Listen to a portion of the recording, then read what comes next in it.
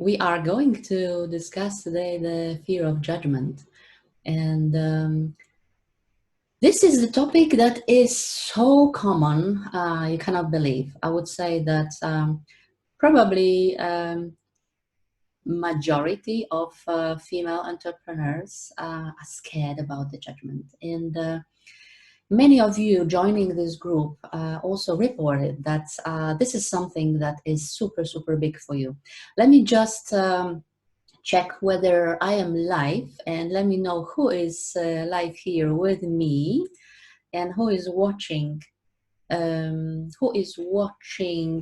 replay, so I can answer your questions. The topic for today is a fear of judgment. Guys, if you can give me some reaction, because I'm not sure if I am live, really. It says yes. All right, cool. Just give me a sign, because there is this lagging period. So I don't see myself right now, but okay. The fear of judgment is born at the moment when you perceive that people will be judging you for who you think they believe you are. And listen to this very carefully, because if you're afraid that somebody is evaluating your work or your experience, your value, and tagging you in or giving a specific tangible value to this, yeah, this is really the fear of judgment. And I think that many of us have either the external fear of judgment embedded from the external society or people, or the internal one. And I'm going to cover two, and I'm going also to cover your questions, because I see that you are hopping in and some questions are already waiting there to be answered. So both fears are happening to us. I know that they are happening simultaneously to my clients. Sometimes it happens that you believe that you have this external fear of being judged, but actually it is really internal. So let me cover both, and let me explain what is the difference between them. So either you have if you have an external critique, then you really, this is what I was telling you in the beginning. You think that people judge you for who you are, and they believe that you don't have the qualities or you don't have the values that you have in reality. And as a result of their judgment, you are feeling less worthy, less enough, less competent. So your imaginative feeling is creating the emotion that results in a feeling of inadequacy, of being not enough. Because in many cases, when I ask my clients, is it the case that people tell you you are insufficiently educated, or you are expressing yourself wrongly completely, or you just talk bullshit? Do they tell you this? Or do you think they will tell you? Or do you think that they are thinking? And usually this is the latter situation. So we sort of project things on other people. But in reality, those things, those feelings, those emotions never happen. So we are only creating it in our mind. And that is the game of our mind. Very, very like typical for females, and typical for females who want to have more, who want to grow the business, because we are brought into life as nice girls. So the minute we want more, it means that we are not satisfied with what we have. So at this moment, the inner critic also switches in and try to drill your mind, like why you are not happy with what you have. But that's another thing, and I will cover that in a sec. So the judgment, like imaginative judgment of other people, gives you this feeling of insecurity, and the feeling of insecurity grows into huge self-doubts about your value, your quality, your ability to deliver. And what happens is that the moment you realize what you are thinking, it gives you nervousness. And there is a self moving spiral starts, because then you are becoming more afraid that you will be seen as nervous, and that makes you even more nervous. So you are starting to sweat, you are starting to make mistakes, you are starting to really to lose your stem. Basically, you are starting to lose belief in yourself. And nobody really, no external factors did that, but you did it to yourself. Even though at the very beginning we said that this is the fear of judgment from others. And I think that this is what Laura was mentioning. She's saying, I fear judgment when I'm trying to sell my online dog training. I'm afraid others will judge me poorly, and I don't want to use my services, and it comes across as nervous and anxious.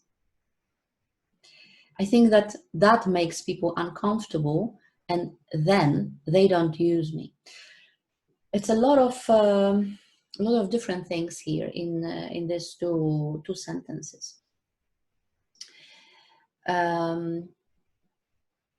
Laura says she's afraid that others will judge her poorly, and as a result, they won't buy. So she's scared of being not enough, and she's scared that people will not buy from her. There is another fear in this sentence, and as a result of that, she fears that she will come across as nervous and anxious. And that will make people uncomfortable. And the only thing which is correct in this statement is that, yes, these feelings will reflect on your people, on prospects, on people who are approaching you, who are considering you as their dog trainer. Because what they are feeling, they are not feeling your whatever you are thinking, that you are not good enough. They are feeling your energy. They are feeling that you are not certain about yourself, that you are doubting yourself. And this is very, very subtle emotion. This is basically the vibration that you are, emanating around you.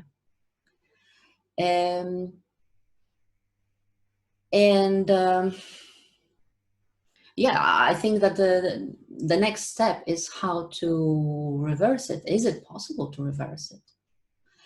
The good news is yes, it is. It is, and I'm laughing because I've been there, Laura. I mean, I used to think about myself exactly and in the same way. I used to think when going online, I used to think that people will think that I'm actually a fraud, that I don't know what I'm talking about, that despite of all this, education, all this experience, all this amazing life that I had, clients, consulting business, European Commission, etc., etc., people will believe that I have nothing interesting to say. And that made me super nervous.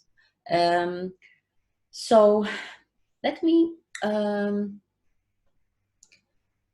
share one little story that happened to me exactly yesterday, and the story which is related with my dog. So maybe it will be resonating in you, Laura. I'm not sure if you know, but you know that I have two dogs, but one of them is a reactive dog. The reactive dogs basically have a lower tolerance to the external factors, external triggers, and they have some triggers that switch on the reaction, which is really stronger than the situation calls for. So for instance, my dog is barking excessively when somebody is too close to us, especially somebody with another dog, a male dog, not nurtured dog. Usually, always what happens is that he comes back to me notifying that there is a person with a dog coming. So even if I don't see the person, by his behavior, I already know that there is somebody with a dog, because he behaves differently for a person without the dog or a group of people. So I can read his behavior. And yesterday what happened, we were on the very narrow path in the forest, and Rudy came to me. I managed to grab his collar, but my other dog, who is convivial, very happy, very friendly, he decided to check who is this person with a dog and whether it makes sense to say hello to the other dog. And what happened is that he met the person with the other dog in the middle of the very narrow path. And the other dog was not friendly. There was a dog on the leash while Diego, my other dog, was running freely. And the owner of the other dog, I know this guy, and I know that our dogs are not meant to meet. They shouldn't meet, because the other dog is he's not aggressive, but he doesn't trust his owner. He's always on the leash. The leash is like 1 meter, maybe 1.5 meter long. So he is, he has a very, very small comfort zone, if any. And Diego, my younger dog, he approached them, and the guy was standing. He wasn't moving, while I was moving with my other dog to omit them with a quite long distance. And I was calling Diego to come to me. And he would be, because my dogs are super aligned with me. They are always coming to me when I'm calling them. So recall is my perfect tool, actually. And he didn't manage, because the moment he turned the back on the dog, he was bitten in his back. Nothing really serious, but there was barking, there was a saliva everywhere. He eventually, in 2 seconds, he was with me. And the guy started to shout at me, to yell at me, like, I have a duty to have a run, to have a dog on the leash, etc. And this is kind of a situation that normally makes me very, very nervous. And I'm always scared of being judged by other people as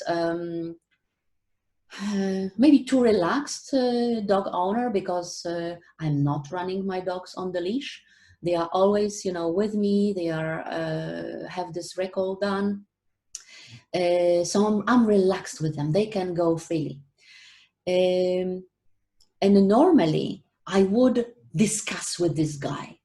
I would put myself into the argument, who has right. And then in yesterday, in that situation, I just told him, you need to take care of your dog, because he has the biggest problem right now. He bitten the other dog. And the guy looked at me like, he was completely surprised, and he started to walk away. And I was shaking.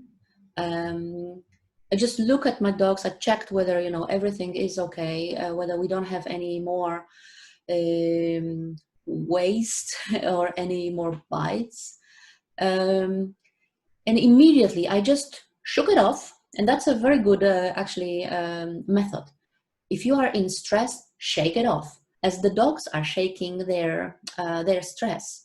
And I'm sure that, Laura, you know that whenever they are in a stressful situation, or they are sniffing something that they don't understand, they need to shake it off. So shake it off, and you will feel the rush of the new energy, because this, old energy of judgment will just disappear from you. You will be like, it will be washed away.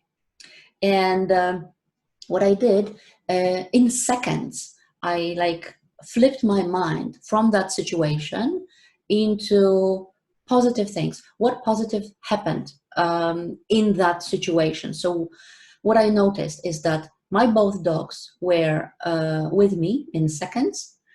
Rudy didn't overreact, because Rudy could bark over this situation. He didn't. He was standing next to me. So both of them behaved properly. I was super proud of myself, because I didn't involve in the argument with that guy, and very fast I managed to return to my balance. So I forgive this guy for what happened. And I started to, basically, I continued my walk. So I wasn't trembling, I wasn't stressful, I was okay, and my dogs were okay. So the positive emotion from the fear of, what might happen, and the fear of this situation, and the judgment, like how this guy will judge me, what he will think about me, what he will do, I flipped into the emotion of pride, empowerment, actually. That was my strength, and that helped me immensely. So what you can do, the first step is always the awareness, and you are there already, Laura, because you are aware what is happening. You know that you have this tendency to judge, and you are scared that things might happen. And that's your 0 moment of truth. So what you need to do, you need to flip it on the other side, because every situation, every stressful situation, every fear has the other side, like anything in life. So try to reframe it, and look for what is actually working in this situation, what you are doing right in this situation. And as a dog trainer, you know that it takes repetition. You can't really teach the dog, to behave on one session, right? He will understand what you require from him, but to have this reflex, to behave like that always, he needs to repeat daily. And at some point, he gets it. This is becoming, this new trick or new behavior becomes his natural behavior. So you basically need to train it. Reframing will be I think the first step that you can do, and you can do it alone. There is always an inner work, because the fear of judgment, and especially the one, the judgment, the external one that we are still talking about, is coming from some kind of unhealthy beliefs that you have about yourself, that people will not buy from you, that people will think you are not enough, not educated enough, not powerful enough, not confident enough to train their dog, or to do, you know, whatever other service you are providing.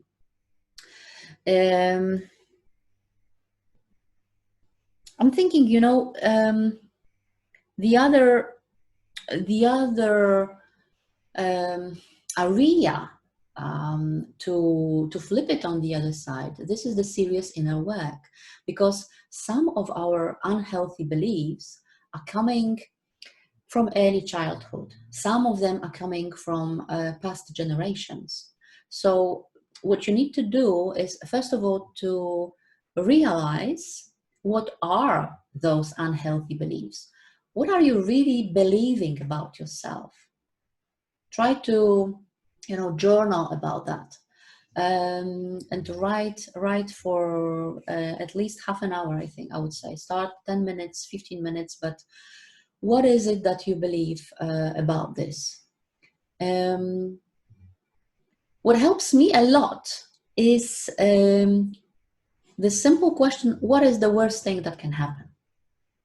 If you find yourself in the situation where you believe that your clients, your actually future clients, don't believe in you because you don't believe in yourself, what is the worst thing that can happen is, yeah, they will walk away. But what you can do about this is start believing in yourself. This is the work that actually it is better when you do it with your coach, because you need to identify your unhealthy beliefs and then you know, peel them one after another, because usually it is not only one, but it's more. And some of these unhealthy beliefs are not yours. They are embedded into you by your parents, and sometimes they are embedded by your ancestors. Some fears, I'm talking about the ancestors because some of the fears, especially those which are related to feeling this inadequacy feeling, what will people think of me, who I am to do this, I'm not enough. They are coming from, they can come from 7 generations in the past, but also they are going 7 generations in the future. So if you still hold some unhealthy beliefs about yourself, think about your children, if you have them, grandchildren, because if you don't clear this stuff, they are going to carry it to the next generations. I always recommend working with a professional, working with a coach on this. But the initial work that you can do is the reframing. What is working? What I am doing right?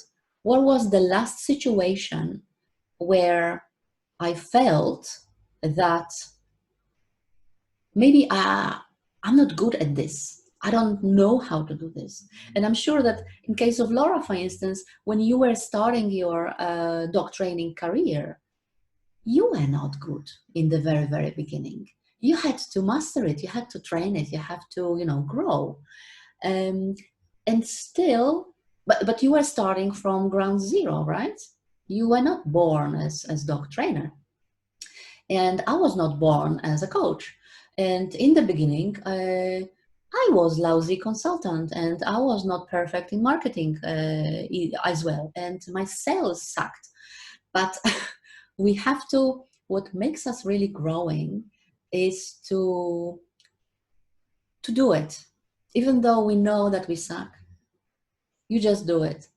But you have to do it with a healthy mindset, with a mindset that appreciates who you are, because as mentioned, people react to your energy. So if you push yourself, for instance, um, to come across anyway, feeling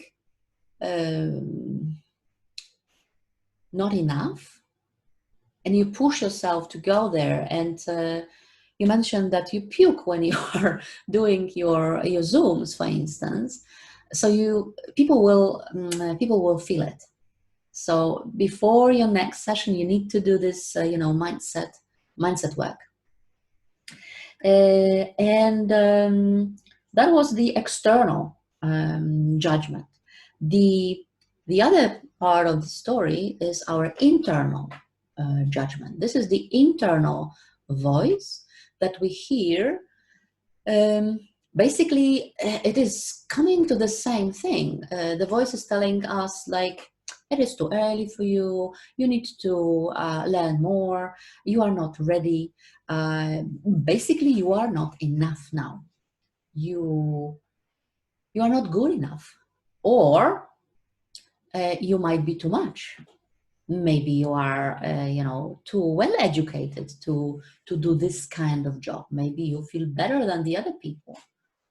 And there is no better. I mean, any of us is no better. We are all, equal. We have just qualities and experiences that make us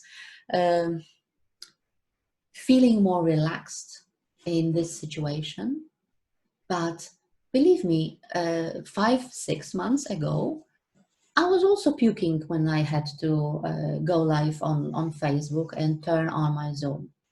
My voice was trembling, and I couldn't make sense, for more than 3 minutes, and I was losing thoughts, etc. So only by doing this, every day, every other day, and talking to you guys, I felt more confident. But at the same time, I was working on my mindset. So I didn't want to emit this energy of mistrust to myself. The voices in our head, just let me have a sip of water to continue about voices. We all have them. The voices in our head are the voices of our lower mind. There are like different expressions about that. Some people call it ego, and I frequently use the ego description about this. It could be called lower mind. It could be called conditioned mind. This is basically your mind that is trained. This is your trained mind. You are born into this life, and then your mind starts to be indoctrinated in a way by your parents, by society, by school, by education system, by people who are around you. And they are the influences that impact how you react to the external world. So these external factors embed your internal critic.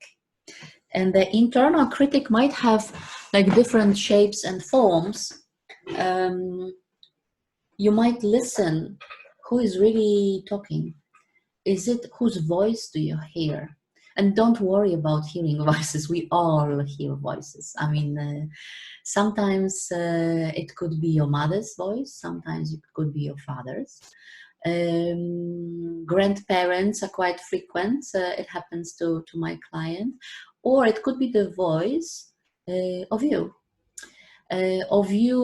at the age of 4, 5, 3, a small child voice, a child who is frightened simply, a child who is not prepared for the journey that you are planning. And if you are planning big changes in your life, Say you want to have a larger life, or you want to have a bigger business, you want to drop your corporate career and start up something new, then your ego mind, this lower conditioned mind, is simply scared because it doesn't know how it will be, how you are going, how on earth you are going to achieve, because there are no guarantees, right? You have just big dream. So this is kind of a security mechanism that our nature actually embed in us, because as humanity we are made for safe choices. On the genetic level, we are prepared really to survive. So your ego mind is your survival mechanism, if you want, because the ego mind is not interested in growing, expanding, making new things. And why? Mostly because it means that your focus and your energy will be much higher as before. So your brain, for instance, doesn't know how much of the energy it has to accumulate for your survival, like a normal human, survival of the cells and whatever, or your body. It doesn't know. So your brain and your mind will do everything to stop you. Full stop. That's why they are embedding this different kind of fears. And our job as entrepreneurs is to get over this. We might get over on very different ways, and we can make it hard, or we can make it softer. If you work with experienced coach who have experienced the same thing that you are experiencing, then you might have this, softer cushion and shorter journey. The journey will not be pleasant, because usually you have to dig into stuff, from your past, this unhealthy beliefs, this the family stuff that calls for clearing. But once it's done, and it could be done like in 2-3 months, then you are flying high. And think about it, think about what really is the cost of your fear. What does it cost you emotionally, physically, financially? You're not getting clients because the prospects feel your fear. They feel the energy of insecurity or uncertainty. So they don't want to buy that, because people are really buying your energy. They want to bask in the confidence. They want to bask in your power. They want to know that you know what you are doing. And you know what you are doing. You know that you are great. You are just scared. So there is, one little flip that you have to do. And I want to remind you guys that, door for my program, 8 weeks group course, Fearless and Unstoppable, are still open.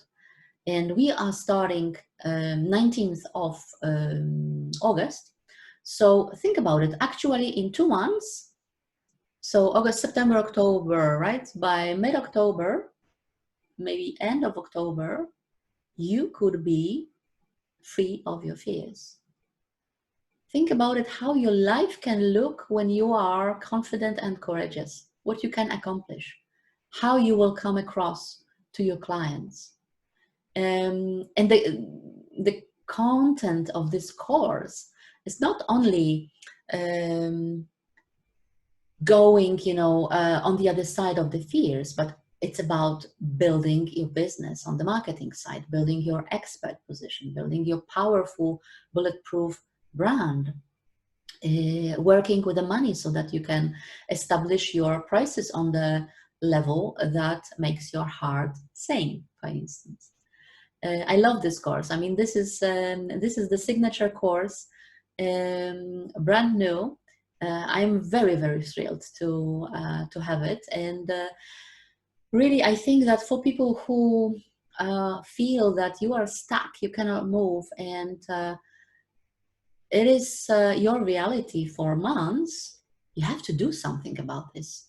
And there is no other way. I mean, you have to act on this fear. It will not go away on itself. And it will not go away if you do only the meditation, the journaling, all the other stuff.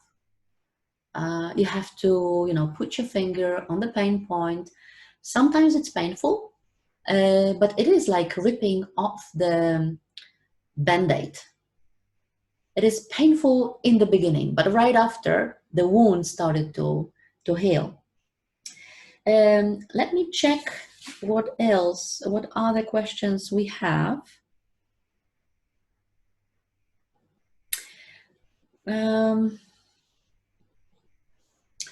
I have here the question about the mindset shift. I mean, what is it about this mindset shift? What does it mean? And I wanted to explain to you in this way. You know that I have trademarked and registered my Fearless Badass formula. It does have 3 elements. And element number 1 is fearless growth mindset.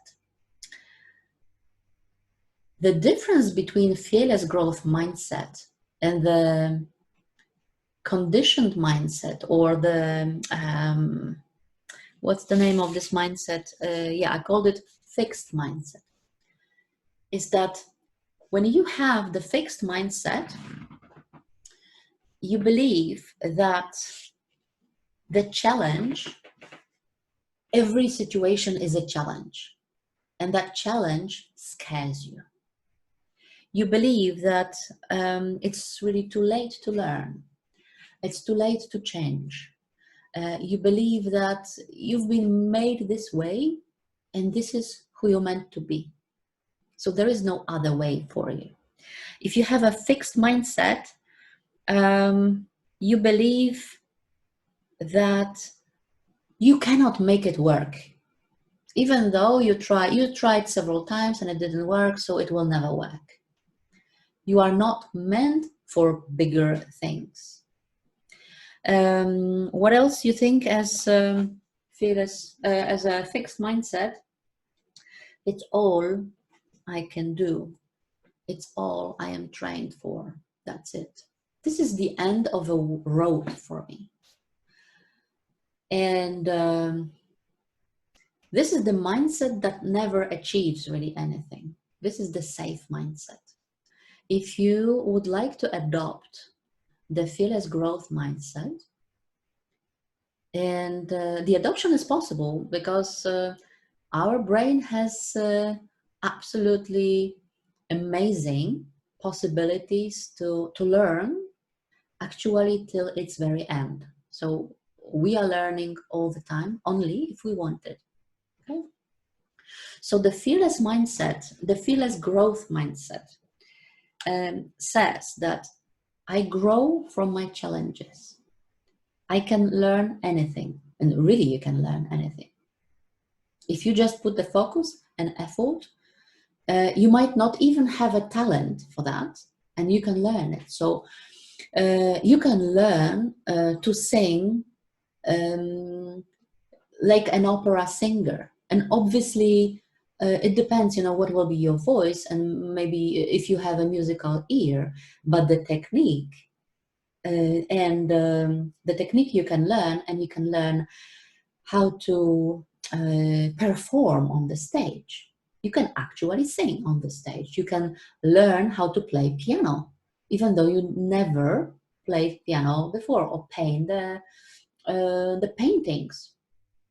If you don't have the talent, Your paintings might not be, equally great as Picasso and other people, but you will be able to have a painting of your own. And think about it. Like before your training, you couldn't do anything. And after the training, now you are painting something. You are in a completely different mindset in terms of accomplishment. The fearless growth mindset says, I can make it. I can do it. Yes, I can do it. I mean, the difficulties do not really scare me, because the difficulties are the challenges. And I am aware that I have to overcome these challenges. And you have this saying in English, like, every day in every way, I'm getting better and better. So you can't expect that if you choose to become a dog trainer, you will be giving a pro service from day one. No, you have to learn, you have to train, you have to get the experience, you have to put yourself in hundreds, if not thousands, of situations that will shape you, and that will build this reflex for you.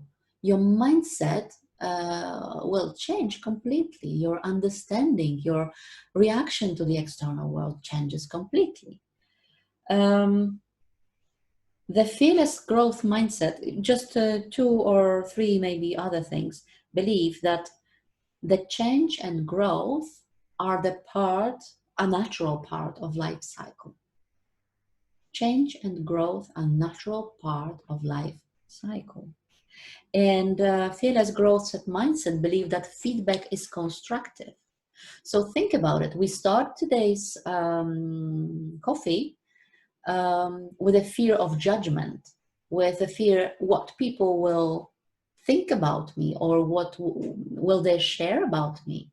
But what if you can tell your clients that actually you are learning? I mean, you have your certificate, you have your experience, but you want to be better and better. So you would appreciate the feedback they give you so that you can actually improve your areas of service, and you will learn from that feedback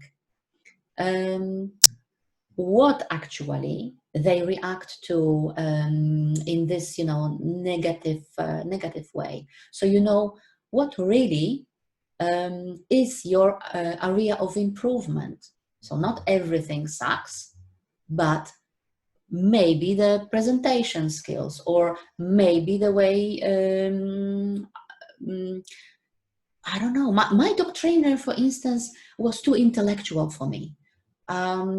She was like talking about all the research and stuff, and it was too much for me. And I told her, I need to understand why we are doing what we're doing, but try to explain it to me in 3 sentences, 5 sentences, instead of half an hour of lecture. And it worked. I mean, we work from that moment on a beautiful. We have a beautiful relationship, and it didn't mean that it didn't mean for me that I want to stop this relationship. I just wanted to tweak it, and she was happy to hear it. So I think it's a very nice connection from fear of judgment into expectation of the feedback, and openness for both positive and negative feedback, because you are really learning from that feedback. I think that I have covered a lot, and I'm sure that you guys will benefit from that. Let me know when you are listening to the replay, and let me know what are your takeaways from that. What do you want to really apply from what you have learned during this little, it became actually masterclass. However, it was meant to be coffee. So much love to you guys, and I will talk to you next week. Bye now.